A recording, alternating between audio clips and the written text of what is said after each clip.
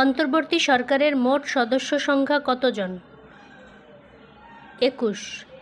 দ্বাদশ জাতীয় সংসদ বিলুপ্ত ঘোষণা করা হয় কবে? 6 আগস্ট 2024। বর্তমানে বাংলাদেশ ব্যাংক প্রণীত নীতি সুদহার বা রেপো রেট কত? 9%। বাংলাদেশ ভারত আন্তঃসীমান্ত নদীর সংখ্যা কতটি? 55টি। সেপ্টেম্বর 2024 পর্যন্ত কতটি টেস্টে জয়লাভ করে বাংলাদেশ? 21টি। সর্বজনীন পেনশন স্কিম প্রত্যয় বাতিল করা হয় কবে? 3 আগস্ট 2024।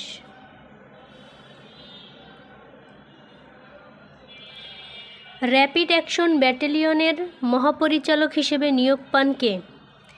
এম শহীদুর রহমান।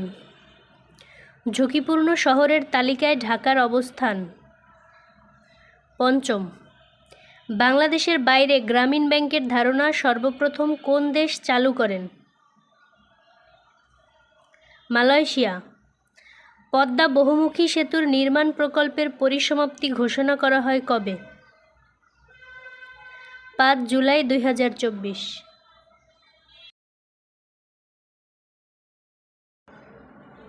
অন্তর্বর্তী সরকারের মোট সদস্য সংখ্যা কতজন? 21। দ্বাদশ জাতীয় সংসদ বিলুপ্ত ঘোষণা করা হয় কবে? 6 আগস্ট 2024। বর্তমানে বাংলাদেশ ব্যাংক প্রণীত নীতি সুদহার বা রেপো রেট কত? 9%। বাংলাদেশ ভারত আন্তঃসীমান্ত নদীর সংখ্যা কতটি? 55টি। সেপ্টেম্বর 2024 পর্যন্ত কতটি টেস্টে জয়লাভ করে বাংলাদেশ?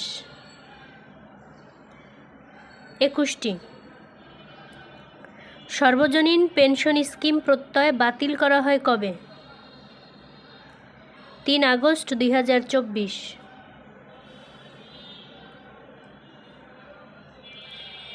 র্যাপিড অ্যাকশন ব্যাটালিয়নের মহাপরিচালক হিসেবে নিয়োগ পান কে?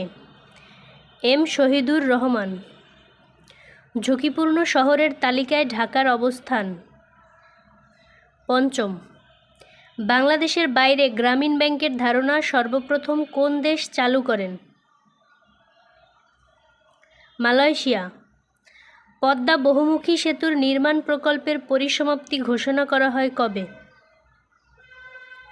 5 জুলাই 2024।